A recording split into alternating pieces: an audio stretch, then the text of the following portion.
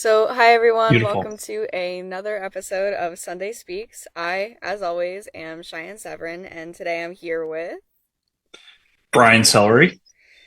Brian, this month is Substance Misuse Prevention Month, and according with that, we're kind of just taking a minute to look at adverse childhood experiences and how that impacts you later in life because they make you more vulnerable to substance misuse. I know it's kind of a broad question, but would you like to tell me a little bit about your childhood? Yeah, absolutely. And once again, my name is Brian Cellary. I'm in long-term recovery. I've been sober close to 13 years at this point. I've been able to, connect with so many amazing people and organizations like Alumni in Recovery. And first and foremost, want to, give you guys a little shout out for all the work that you guys, do in the community. And, it's amazing because growing up, it was you had the DARE program and you had a couple other programs out there, but we were never able to hear from people who had been through our school systems or school systems around us, who were able to share their stories and the emotions. But I first went to treatment in 2010, and I heard a lot of traumatic stories about people's upbringings, everything like that. But for me, I had a great childhood. I came from a great family. I came from, a great community, and my parents were always loving and supporting. And, I heard all these stories about, neglect and abuse. And, for me, that just wasn't my story. But, one of the things I really had as a kid is I was always anxious. For me to go on to a podcast like this and share my story, share my experiences, I wouldn't be able to do it. I was the type of kid who, on the outside, it always looked like I was doing pretty well. I was pretty social. I was involved in a lot of different sports. My family and parents always kept me very active. But, if you asked me to read in front of a class, I wasn't able to do that. If you asked me to stand in front and present, I was always the last one to kind of do that. So I had all these emotions and these anxieties that I wasn't even aware of what they were. And then, fast forward to high school, I remember, I wanted everyone to like me, right? And I was always a people pleaser. I always wanted to fit in with every single different crowd. I didn't want anyone not to like me. And what happened with that was a lot of peer pressure came around. And I'll never forget sitting in the back of a science class in the morning and someone offered me a pill. And I asked, what is this? And they said, it's something that's, going to make you really feel really good. And I really caved into the peer pressure. I was never one to really experiment with a lot of drugs, but I remember I took it and I thought this overwhelming sensation was going to happen. And I waited a period, another period, then lunch happened. Then all of a sudden, it finally started to hit me, and that was an opiate. And it felt like all of my problems had gone away for that day. And I just remember that feeling of all the anxieties and everything kind of leaving me. And that's really where my drug addiction really started. And from like that day forward, I really wanted to have that experience more times than not. And it was really masking up, a lot of things that I was going through personally. But,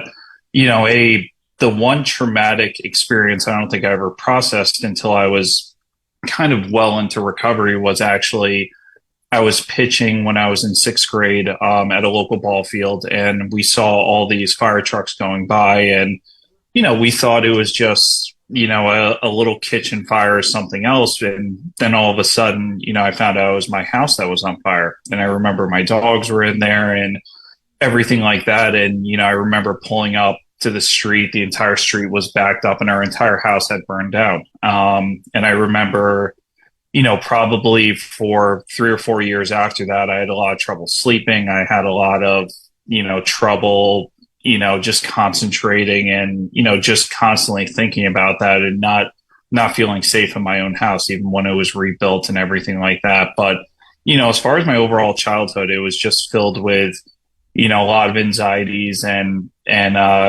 things I went through. And then eventually, later on in my addiction, in late high school into college, it kind of turned into depression. And that's where my addiction really spiraled out of control. So I know it's a broad question and kind of talked all over the place, but that's my experience. Mm-hmm. So how long were you in active addiction for? I was in active addiction from the time I was 16 to 22. I Hmm. was one of the few people to really get lucky. Right after my 21st birthday, had a little incident, a big incident where I ended up in Valley Hospital, one of the local hospital systems in Bergen County. And it kind of started my recovery journey. I bounced in and out of rehabs for about 9 months and then finally landed down in Florida. And it was a place that, I felt comfortable. There was a great sober community down there. And you know, there was a lot of people my age who were in recovery who I was able to relate to. So, and it's amazing. I remember going from Valley Hospital to a program in Connecticut, my first one ever, and I was talking to a psychiatrist from Yale University, and I just couldn't understand all the clinical and medical lingo that he was, he was talking about. I felt like I was in a college class talking to this guy, and then I'll never forget that one night I couldn't sleep. I was pacing, and I talked to one of the behavioral health techs who was about 3 years sober, and this gentleman talked to me about what he'd been through, how he'd overcome it. He talked about the promises in the big book and how they've all come true in his life. And, I wanted to believe him, but I could just really relate to that guy who was in recovery and was being vulnerable with me. And that's what I try and do every day. I think it's a privilege to, you know, be sober, be in the recovery community. And I also have the pleasure of working in the community as well. So So you're the CEO of something like that that helps with recovery, right?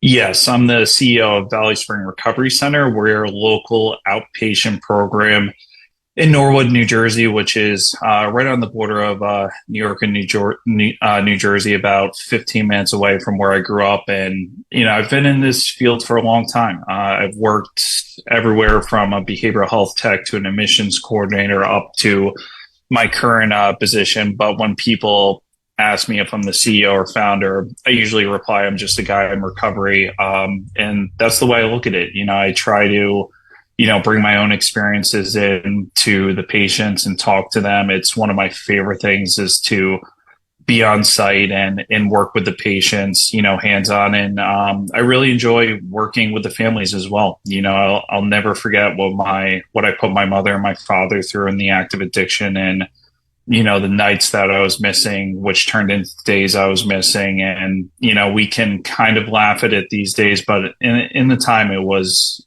real. And, at the end of the day, they wanted to see action. They were sick of hearing about my words. And, I try to just bring my story of, hope, to those families and let them know, but we are an outpatient program specializing in substance use and mental health treatment. Hmm. So you specialize in substance misuse and mental health. Do you do anything else or? So currently, we treat adults 18 and above for partial care and intensive outpatient. Partial care is 5 day a week programming from 9 o'clock in the morning till 3 o'clock in the afternoon. And then we have various different tracks for intensive outpatient. Usually it's 3 times a week, either 6 to 9 at night or 9 to 12 during the day. So we have our professionals track at night, which, this doesn't discriminate. Whether you're a teacher, a nurse, a doctor, or a custodian. It kind of hits all economics. It hits all races, which is one of the really cool things about this recovery journey. I've met people from other countries who everyone struggles with the same thing. It might be different types of drugs, Hmm. but everything is pretty similar. But yeah, I've known a ton of people in the Northern Valley area who have passed away because of this disease, and I think it's a privilege that we're able to open up kind of in their honor. So. Hmm. Going back, just a second, you said there was like an incident that happened. Do you want to talk about that or not here? An incident where when my house burned down. You just mentioned that was like the inciting incident that like led to your recovery. Something happened and you ended up in the hospital.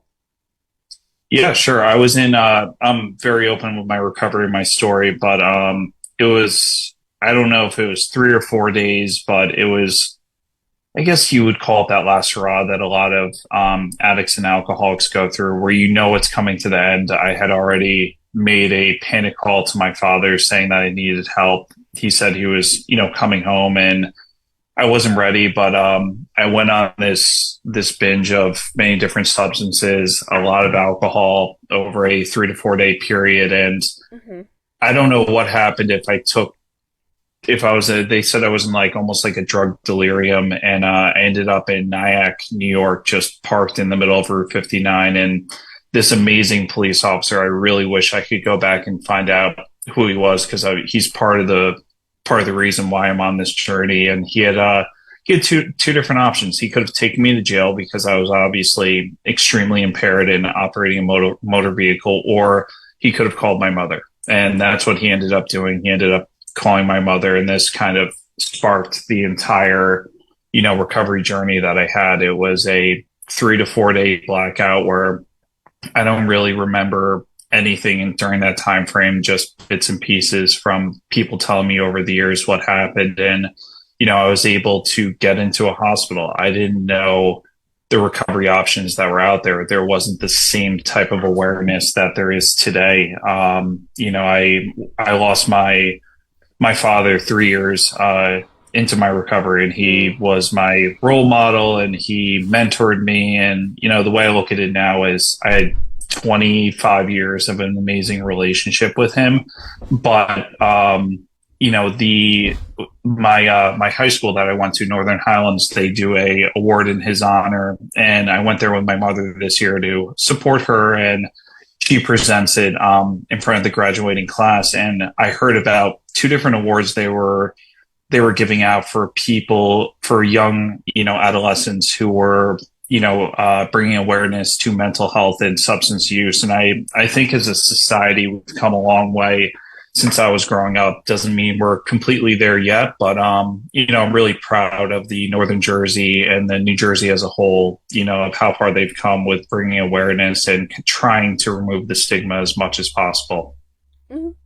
You think that peer to peer, especially like for you just personally, that is like a method that works really well, just like peer to peer discussions. I think it works extremely well.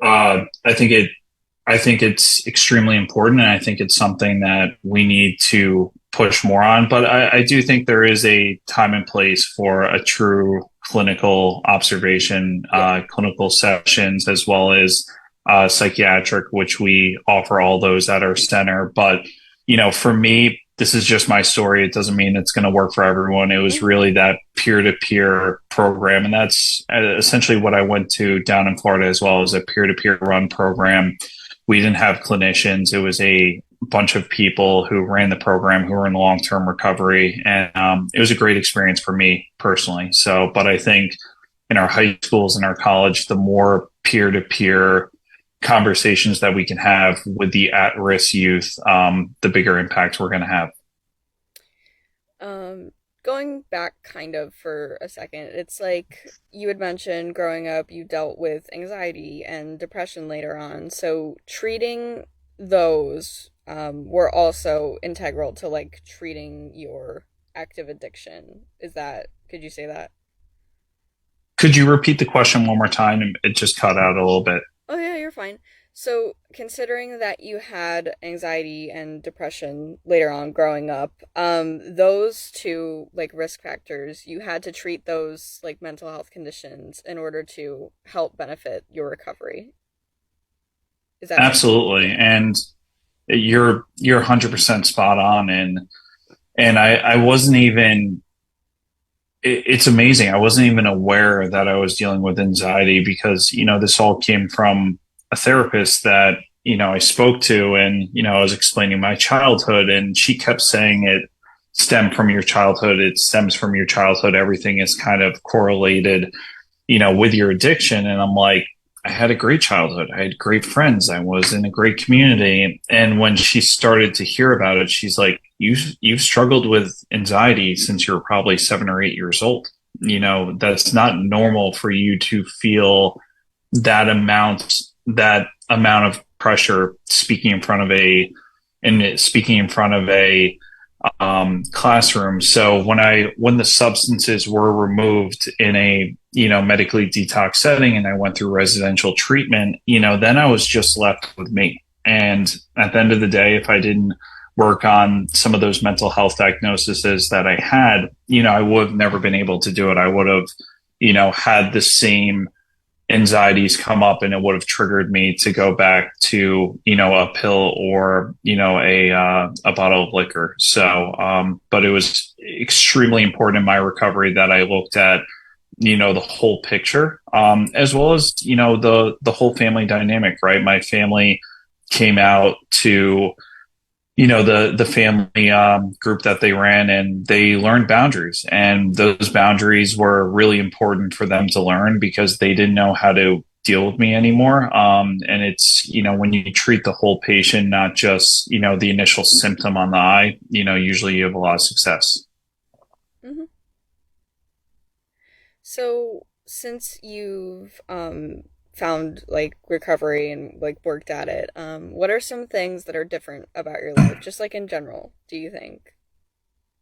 I would have to say routine. Like my morning routine, for me, I'm a creature of habit, right? I need to be on a schedule. I need to have, the basic things in the morning. So my morning routine, I literally roll out of bed. I try to pray. I need some fresh air. We are kind of talking about that before I came on, how much I appreciate nature, right? So it doesn't matter how cold, how hot it is. I need to go outside, get some fresh air. I meditate. Then I make my coffee. Then I start watching Sports Center or the news or whatever it may be. And then it's kind of the same wind down at night, right? I have the same kind of routine. In the middle of the day could be different, but I need those same routines throughout it. So I'm a big component of just, building your routine that works for you. Just because that works for me doesn't mean it's going to work for everyone. But through a lot of trial and error, I was able to find little routines and habits that really worked well for me.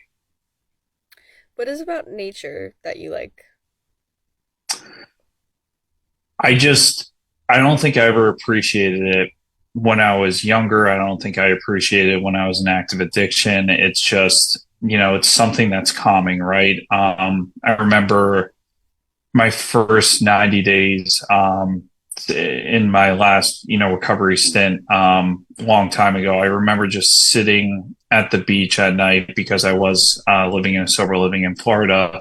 I remember just listening to the waves crashing and how peaceful it was. It was just something that really calmed me and helped slow down those racing thoughts in your head because, once again, if you don't have different coping skills, your mind is going to race, especially if you're in early recovery. So for me, that was always like a very peaceful, centering, place to be was in the woods, in the mountains, or, on the water somewhere. So, yeah.